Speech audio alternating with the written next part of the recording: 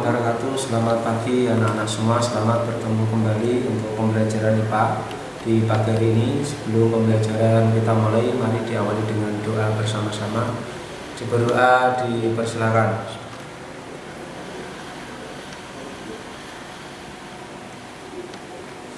Terima kasih anak-anak. Pada kesempatan yang kemarin Bapak telah menerangkan tentang jarak, waktu, perpindahan, percepatan. Sekarang adalah sistem alat gerak manusia, yaitu yang akan kita bahas di sini adalah sistem gerak pada manusia. Yang pertama adalah rangka. Sistem gerak manusia pertama rangka. Rangka ini adalah merupakan alat gerak pasif. Alat gerak pasif yang tersusun atas 206 buah tulang yang mana saling berhubungan. Sekali lagi, rangka adalah alat gerak pasif yang terdiri dari 206 buah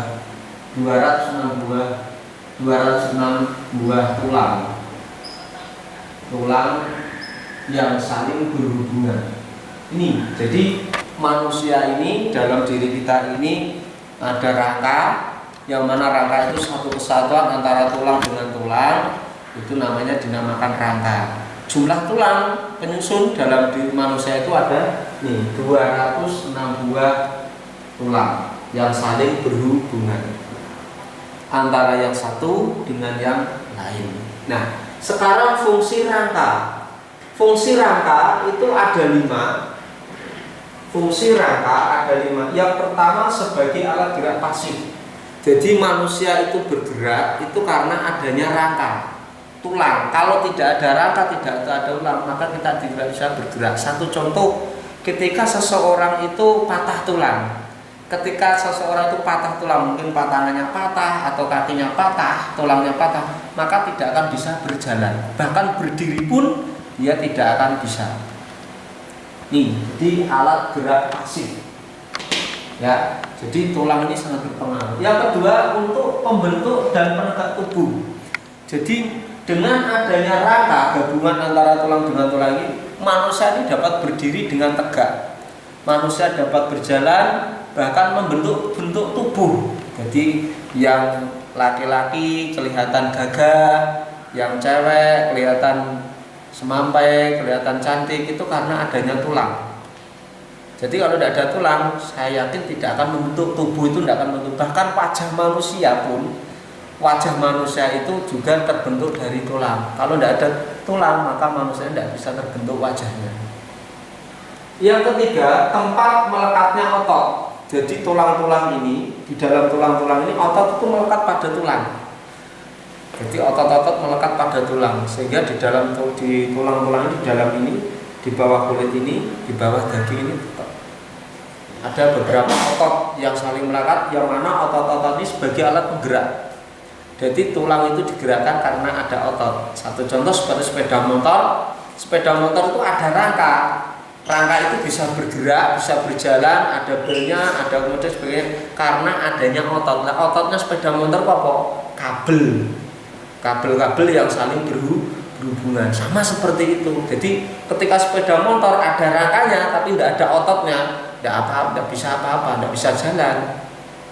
Begitu juga manusia. Ketika manusia punya rangka tapi ototnya tidak ada, ya percuma, karena yang menggerakkan kita jari seperti ini, saya bisa berbicara, berjalan, itu karena yang menggerakkan otot.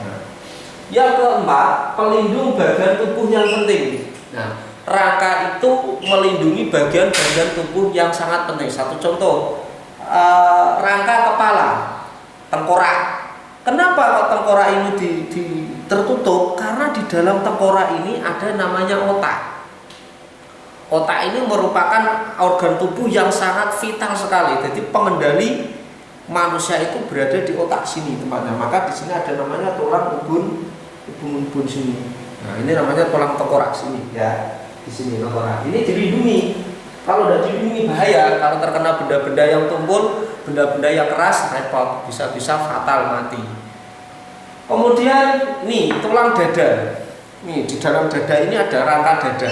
Nih. Nah, di dalam dada ini, di dalam tulang rangka ini sebetulnya banyak sekali alat-alat penting manusia. Satu contoh paru-paru di sini, jantung di sini.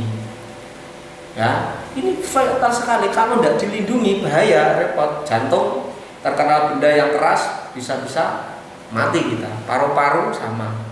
Kemudian di belakang ada ginjal. Nah, ini melindungi bagian-bagian tubuh yang penting. Yang kelima, sebagai tempat pembentukan sel darah merah dan sel darah putih. Bahwa di dalam tulang ini ada yang namanya sumsum tulang. Di dalam tulang itu ada sumsum. Kalau kita pernah kamu melihat tulang tulang sapi atau tulang kerbau, itu di dalam tulang itu biasanya ada sumsum yang bernama putih. Nah, itu biasanya kalau dipakai untuk campuran bakso sangat enak sekali. Nah, di situ di dalam tulang itu menghasilkan sel darah putih, pembentukan sel darah merah dan sel darah putih. Nah, itu sekilas tentang fungsi rangka. Sekali lagi, fungsi rangka ada 5. Satu, sebagai alat gerak pasif. Yang kedua, untuk pembentuk dan penegak tubuh. Yang ketiga, tempat melekatnya otot. Yang keempat, pelindung bagian tubuh yang penting. Yang kelima, sebagai tempat pembentukan sel darah merah dan sel darah putih.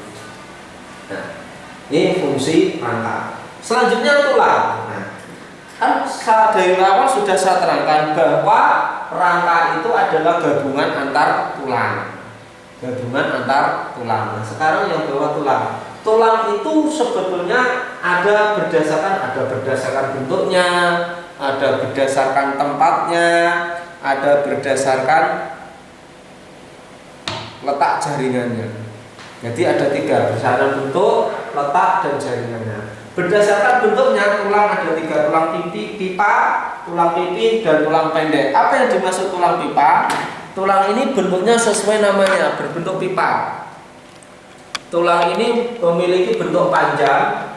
Tulang pipa ini memiliki bentuk panjang dan tengahnya berlubang. Contohnya apa? Contohnya ya seperti lengan tangan ini. Tuh. Pada bagian tengah tulang itu adalah sumsum kuning dan lemak yang berfungsi sebagai cadangan makanan. Contoh tulang pipa adalah tulang paha dan tulang betis. Contohnya adalah tulang paha dan tulang betis. Contoh tulang paha dan betis. Nah, ini tulang pipa. Yang kedua, tulang pipi. Tulang pipi adalah tulang yang tersusun atas 2 lempeng tulang kompak dan tulang spon. Di dalamnya terdapat sumsum tulang merah sebagai tempat untuk memproduksi sel darah merah. Tulang ini memiliki bentuk pipi seperti plat sepeda motor itu, plat mobil. Pada tulang pipi di dalamnya terdapat spon karena berongga-rongga. Contoh tulang pipi adalah penyusun tengkorak, tulang rusuk, dan tulang dada. Contoh tulang rusuk, dada, dan tengkorak. Nah, ini tulang pipi contohnya. Kemudian yang ketiga, tulang pendek. Tulang pendek ini memiliki bentuk sesuai dengan namanya, berbentuk pendek yang di dalamnya berisi sumsum merah. Tulang ini bersifat ringan dan kuat meskipun pendek. Tulang ini mampu menahan beban yang cukup berat. Contohnya tulang pergelangan tangan dan telapak kaki ini contohnya. Tulang tangan, pergelangan tangan,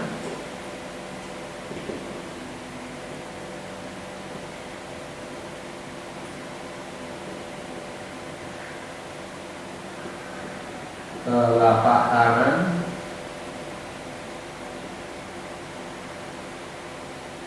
telapak kaki.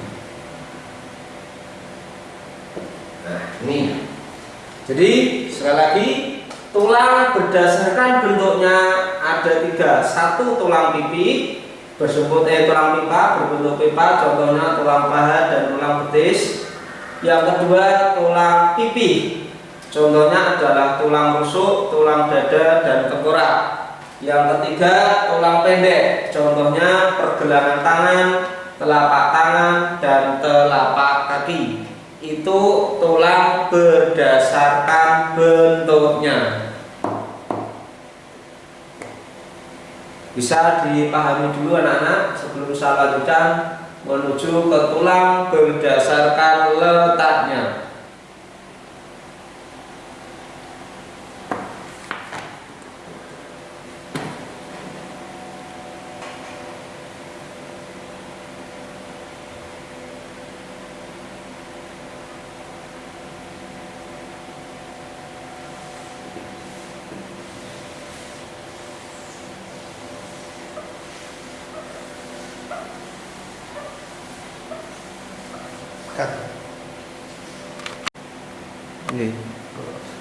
Selanjutnya yaitu tulang berdasarkan letaknya.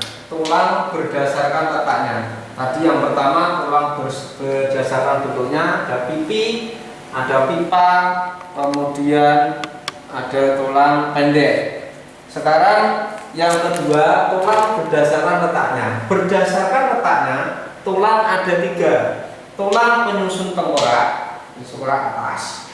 Kemudian tulang penyusun rangka badan, mulai dari leher sampai kepada bawah ini, sampai pada bawah ini. Kemudian tulang rangka anggota gerak bawah. Nah, nih tulang penyusun tengkorak di sini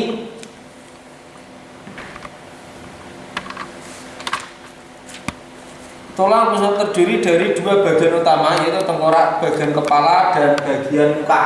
Lagi tulang penyusun tengkorak itu ada 2 bagian, yaitu tengkorak bagian depan, bagian utama, dan tengkorak bagian kepala dan bagian muka. Muka ini depan, kemudian kepala atas. Nih, yang mana fungsinya untuk melindungi otak, sedangkan tengkorak mukanya berfungsi melindungi mata dan organ.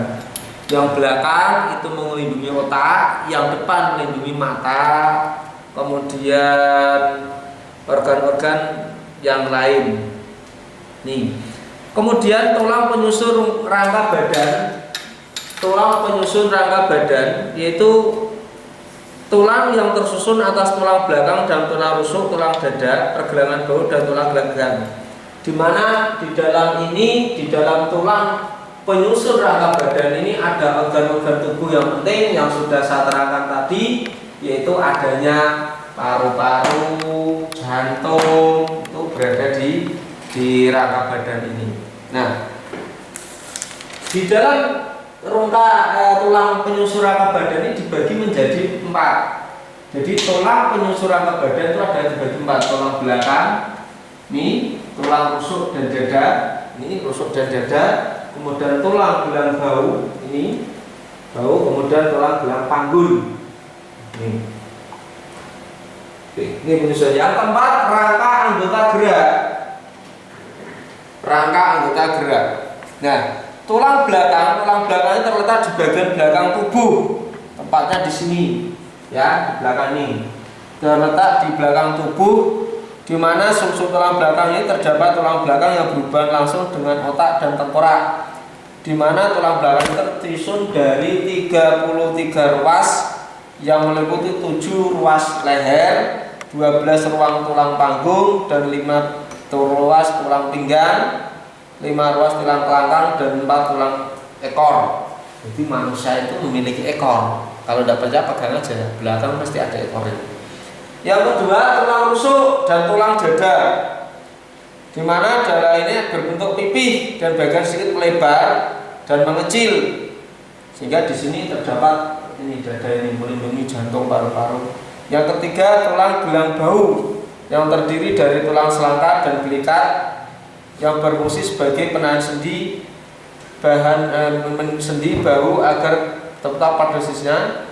Sedangkan tulang belikat menempel pada tulang selangkah dan saling bersinergi. Ini tulang bahu. Yang keempat, tulang gelang panggul. Gelang panggul terdiri dari 2 tulang usus dan 2 tulang duduk yang melingkar, yaitu 2 tulang kemaluan. Jadi kemaluan kita itu ada tulangnya. Tulang ini berbentuk cekung, melingkar dan segi. dari 3 tulang yang bersatu, sehingga baik itu kemaluan, baik itu rumah laki-laki maupun perempuan itu ada tulang pelindungnya. Nah, yang ketiga rangka anggota gerak. Rangka anggota gerak bawah ini. Yang pertama, rangka anggota gerak itu dibagi 2, tulang anggota gerak atas dan tulang anggota gerak bawah. Tulang anggota gerak atas terdiri dari 2 tulang lengan atas, 2 tulang lengan hasta, 2 tulang penguntil, 16 tulang pergelangan tangan, 10 tulang telapak tangan, ini telapak tangan, kemudian 28 jari-jari tangan, tulang 2. Yang kemudian yang ke B, tulang anggota gerak bawah yang terdiri dari 2 tulang paha, 2 tulang kering, 2 tulang tempurung, lutut, 2 tulang betis, 14 tulang pergelangan kaki, 10 tulang telapak kaki, dan 28 tulang jari kaki. Ini pembagian tulang-tulang pada rangka anggota gerak manusia, yang baik itu gerak atas maupun gerak bawah. Diperhatikan dulu tuh anak-anak, skemanya, pembagiannya, kemudian keterangannya.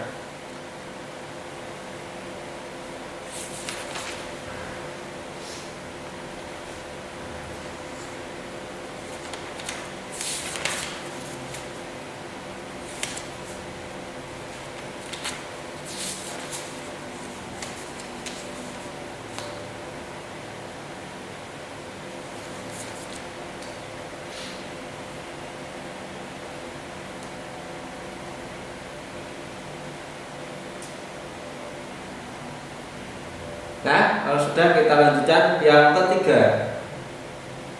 Ya, yang ketiga.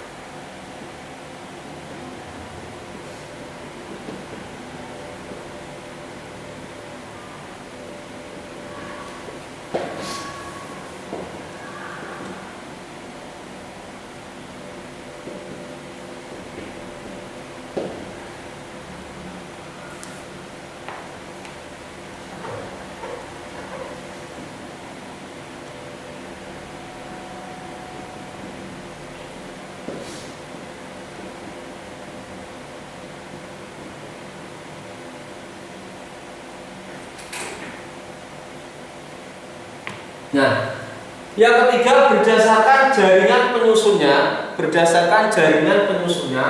tulang dibagi 2, tulang keras dan tulang rawan. Yang dimaksud tulang keras ini adalah tulang yang tersusun atas sel-sel tulang yang membentuk lingkaran. Ya, yang membentuk lingkaran fungsinya mengganti sari makanan pada sel tulang, dan tulang keras ini banyak tergantung kalsium. Nih, tulang keras. Jadi manusia itu ada tulang keras, ada tulang rawan. Kalau masih kecil itu kebanyakan tulangnya banyak yang rawan. Makanya cah cilik iku oga duwe ketelir. Ketelire mesti pitok, patah tulang cepet sembuh. Karena tulangnya itu, tulang rawannya itu masih banyak. Beda kalau orang dewasa. Kalau orang dewasa patah tulang dia bisa cacat. Beda dari kecil. Yang kedua tulang rawan. Tulang rawan atau sering juga disebut sebagai kartilago, tersusun atas sel-sel tulang rawan. Pada tulang rawan banyak tergandung perkat, tetapi sedikit zat kapur. Maka anak kecil itu zat kapurnya sedikit, makanya cepat merekatnya. Kalau terjadi patah tulang atau kecelakaan yang menyebabkan tulangnya retak, patah, itu cepat kembalinya kalau anak kecil. Beda dengan orang-orang dewasa, karena zat kapurnya anak kecil itu lebih kecil, lebih sedikit. Kalau orang dewasa zat kapurnya lebih banyak, sehingga kalau orang dewasa kalau terjadi patah tulang maka penyembuhannya lama, beda dengan anak kecil. Ya, itu sebagian besar tulang pada tubuh kita berasal dari tulang rawan. Jadi asal mula manusia itu kecilnya, asal mulanya tulang itu dulunya banyak yang rawan. Tapi seiring dengan perkembangan, seiring dengan bertambahnya umur, bertambahnya usia, kemudian semakin tumbuh manusia, maka tulang rawan itu lama-kelamaan akan menjadi keras. Contohnya tulang rawan apa yang masih, yaitu daun telinga. Daun telinga ini bisa ditekuk-tekuk karena ini ada banyak sekali tulang rawannya. Tapi selebihnya tidak bisa. Tuh. Kemudian hidung yang mancung itu kan bisa, ini tulang rawan masih ada. Nah, itu pembagian tulang ada 3 berdasarkan bentuk, berdasarkan letak jaringannya, kemudian berdasarkan letaknya. Jadi ada 3 bentuk, letak, dan jaringannya. Selanjutnya adalah sendi. Sendi ya, selanjutnya adalah sendi.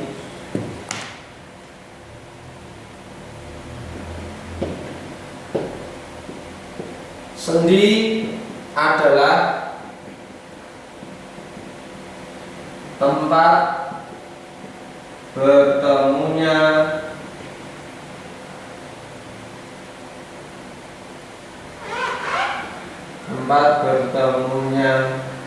dua tulang atau lebih. Ini sendi. Jadi sendi yang setelah kita mempelajari tentang tulang itu sendi. Sendi itu tempat bertemunya 2 tulang atau lebih. Dari pertemuan 2 tulang atau lebih itu namanya sendi. Jadi yang menghubungkan antara tulang yang satu dengan tulang yang lain itu namanya sendi. Satu contoh, ini tulang lengan atas, lengan atas. Ini dihubungkan oleh sendi. Ini namanya sendi. Ini juga ada sendi. Kemudian kepala, leher ini ada sendinya. Jadi pertemuan antara tulang tengkorak dengan tulang badan sendi. Kemudian kaki, lutut atau bahasa Jawa ini dengkul itu juga sendi. Kemudian lagi tangan ini, nah ini juga sendi. Sehingga dengan adanya sendi itu bisa menyebabkan tulang-tulang itu bisa bergerak, artinya bergeraknya bisa lentur. Kalau seandainya tidak ada tulang, tidak ada sendi, maka tulang itu akan kaku. Nah, sendi itu termasuk pelentur dari tulang-tulang tersebut. Nah, pertemuan 2 tulang diikat oleh ligamen agar tidak lepas. Ya, tidak lepas. Secara gerakan, berdasarkan sifat gerakannya, persendian dibagi menjadi 3: sendi mati, sendi kaku, sendi gerak. Berdasarkan gerakannya.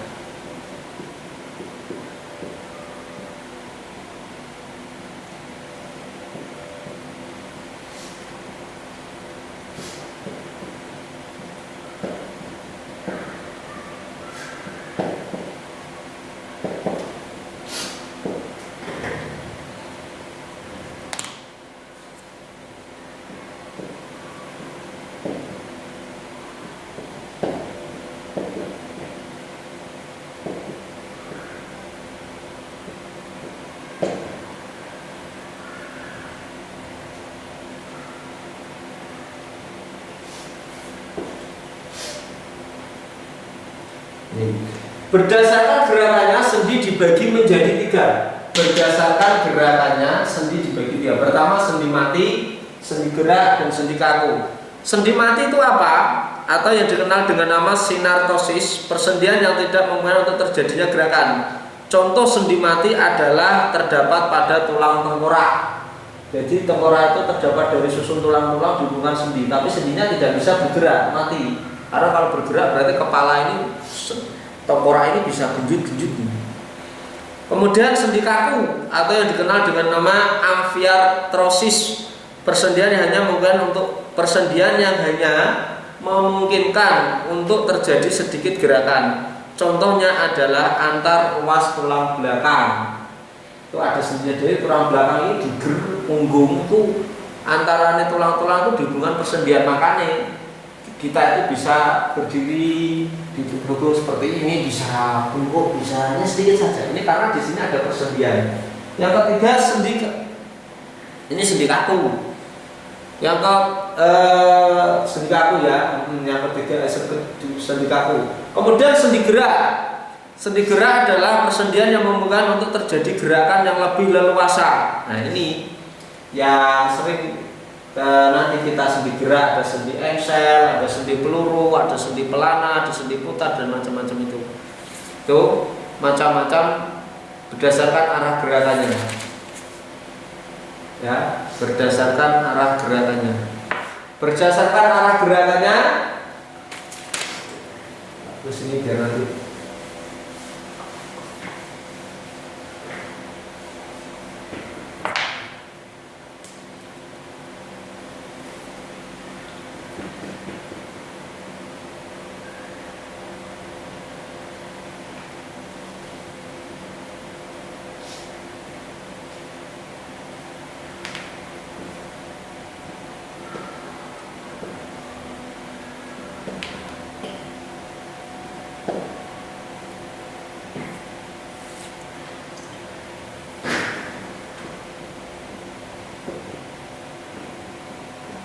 Betul.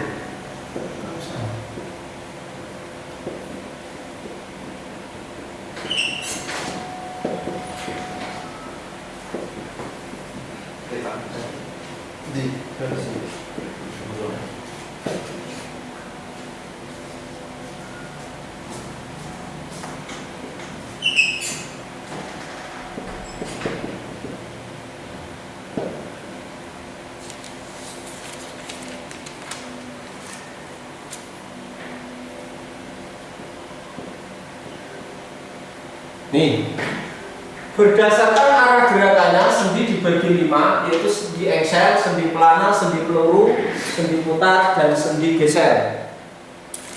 Apa yang dimaksud sendi engsel? Sendi engsel ini adalah persendian yang dapat digerakkan ke satu arah, hanya satu arah tok. Contohnya adalah lutut dan siku. Contoh lutut dan siku. Ini sendi engsel. Kemudian yang kedua sendi putar, sendi pelana.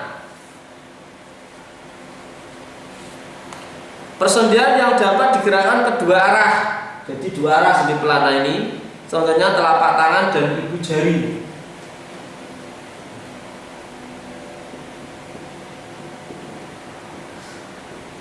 Telapak tangan dan ibu jari.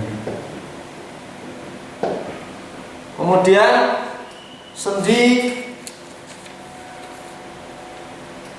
peluru, yaitu sendi yang persendian dapat digerakkan ke segala arah.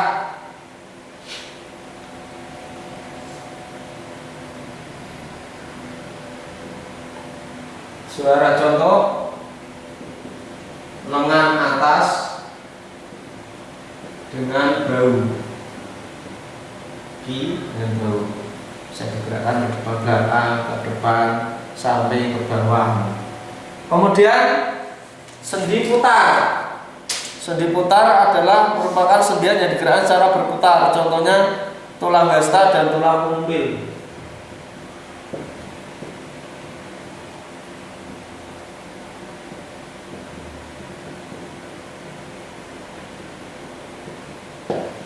Yang kelima, sendi geser. Contohnya adalah pergelangan tangan dan pergelangan kaki.